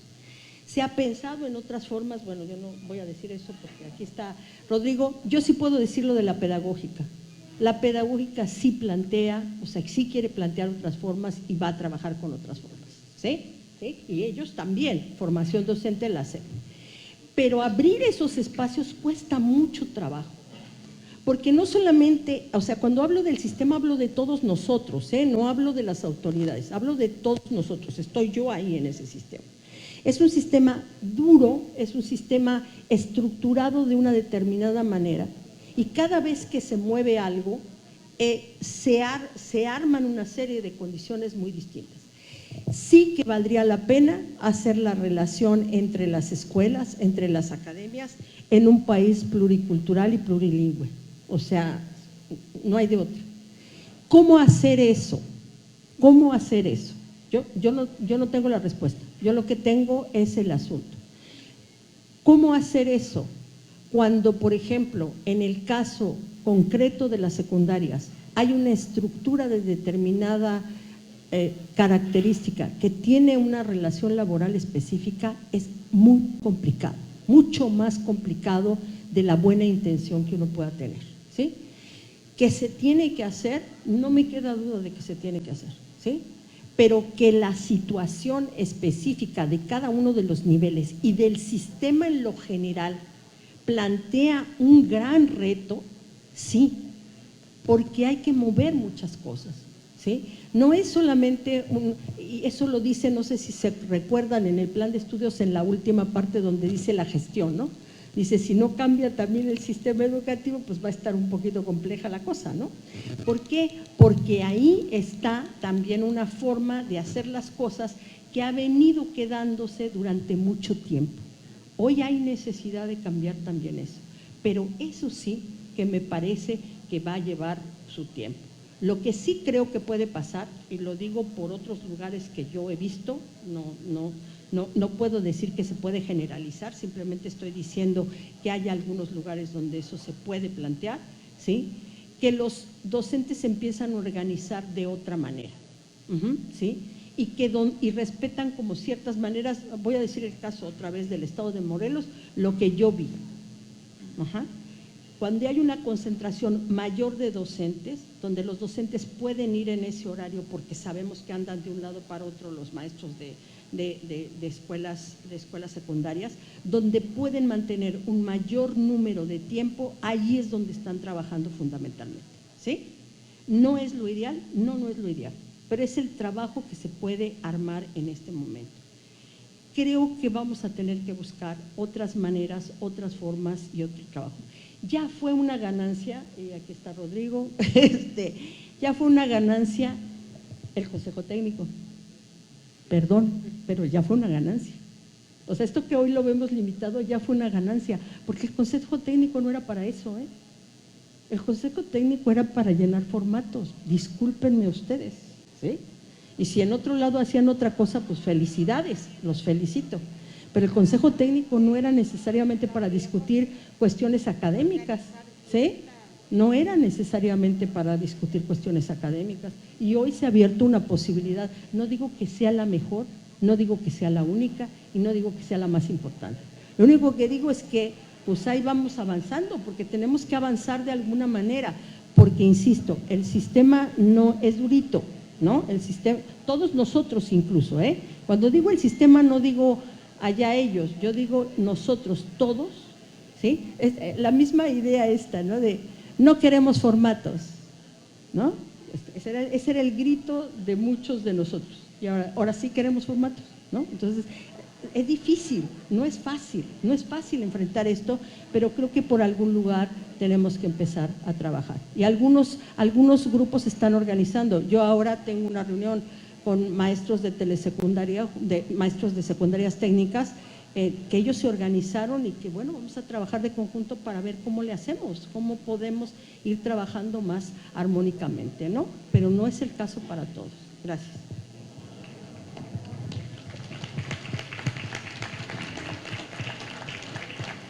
Muchas gracias, doctora. Vamos a continuar con la agenda, si no hubiera una última participación, y cederíamos el uso de la voz al doctor Rodrigo.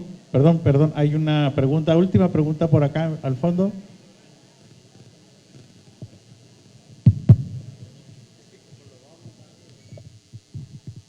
Muy buenas tardes, mi nombre es Ramón Magno Villa Bastida, director de escuelas secundarias. De alguna manera siempre nos mueve cuando vamos a llevar a cabo alguna actividad administrativa, y dentro de los trabajos que estuvimos viendo en Consejo Técnico, nos llegó una hora ahí de integración curricular que nos empezó a mover el tapete y los profes nos empezaron a preguntar sobre qué iba a tratar esa, porque no viene ningún campo formativo, está abajo, al final, después de las 34 horas, la última, la 35, se denomina integración curricular. Nos dan ciertas ideas de en lo que se puede trabajar. Sin embargo, nosotros pensábamos que esa hora iba a ser destinada precisamente a tratar de integrarnos, pero fuera del campo de los chicos. Y nos dijeron que no, que tiene que ser destinada para trabajarla con los alumnos. Ese es el cuestionamiento que nos han hecho nuestros compañeros y quisiera aprovechar ahorita que tenemos a quienes de alguna manera nos pueden dar luz al respecto. ¿Es cuánto?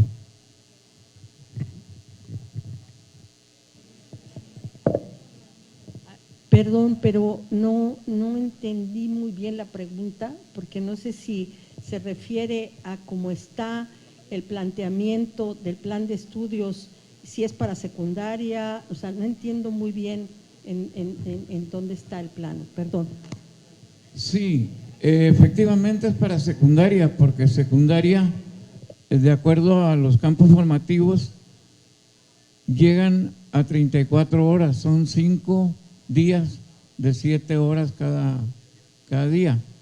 Entonces, contando las horas de los diferentes campos formativos, nos dan 34 y la última viene con un asterisco, es integración curricular y hasta el final no corresponde a ninguno de los campos formativos.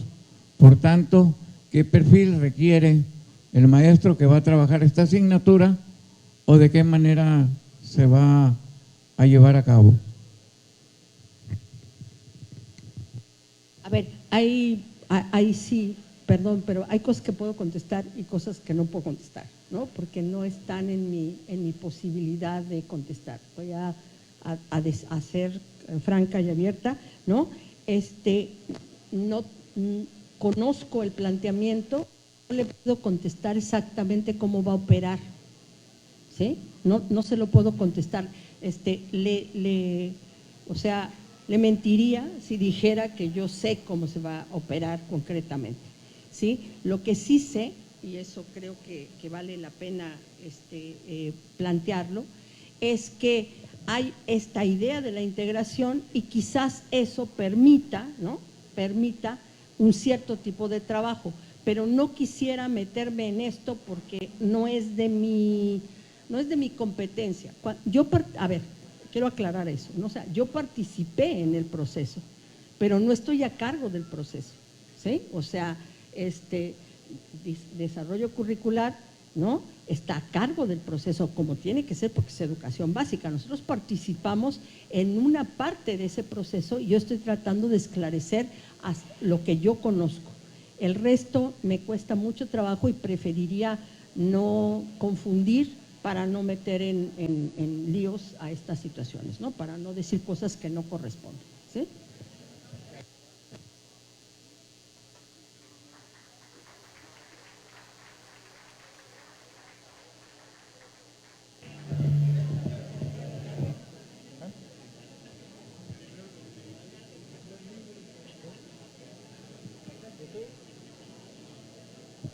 Muy bien, vamos a continuar con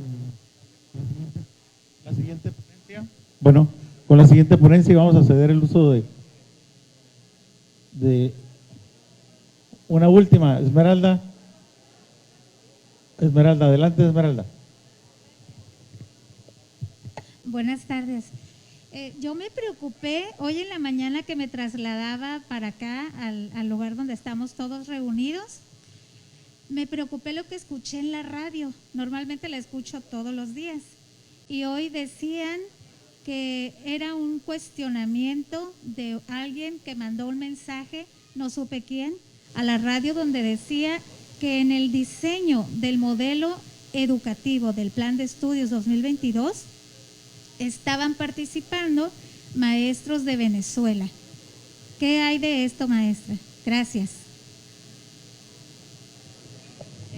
A ver, primero sí es interesante la polémica alrededor de eso, que me parece, es mi punto de vista, y lo quiero dejar totalmente claro que es mi punto de vista, me parece de una xenofobia impresionante. O sea, me parece lo más xenofóbico que he oído en los últimos tiempos.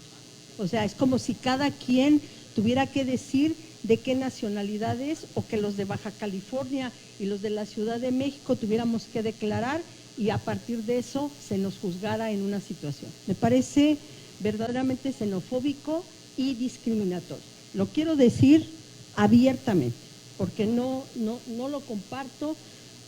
Este plan de estudios no lo compartiría bajo ninguna circunstancia. Lo que está diciendo el plan de estudios es la diversidad, el respeto a la diversidad étnica, política, de género, sexual y de raza. Eso es lo que dice el plan de estudios. Entonces, cualquier mención en ese sentido me parece verdaderamente fuera de todo lugar, ¿sí? Por otra parte, la gente que ha participado en este proceso ha sido de múltiples nacionalidades. Ha habido, nos hizo el favor, ¿sí? Ricardo Vaquero de Argentina de revisar una parte del plan de estudios, generosamente, sin ningún tipo de cuestión de ninguna naturaleza. Lo ha hecho gente como Enrique Dussel, que es de origen argentino, ¿sí? Pero que vive en México desde hace más de 40, 50 años, ¿sí? Lo ha hecho Inés Dussel también, que no es ni, o sea, que se considera argentina, pero que en realidad nació en Wisconsin, ¿no? Y que es argentina. Creo, desde mi punto de vista, ¿sí? Y lo quiero dejar muy claro, me parece terrible que alguien pueda salir a decir que esto tendría que haberlo declarado la Secretaría de Educación Pública, como si ahora nos midiéramos por la nacionalidad a la cual pertenecemos.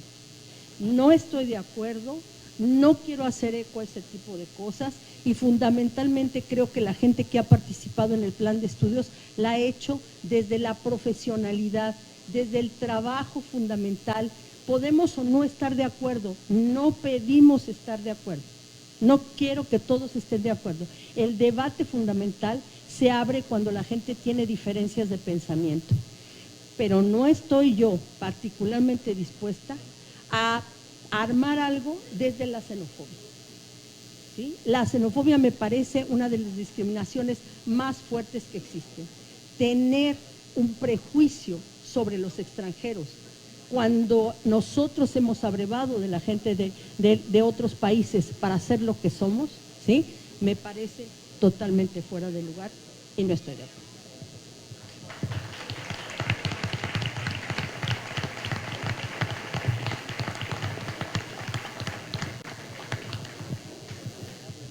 Bueno, muy bien.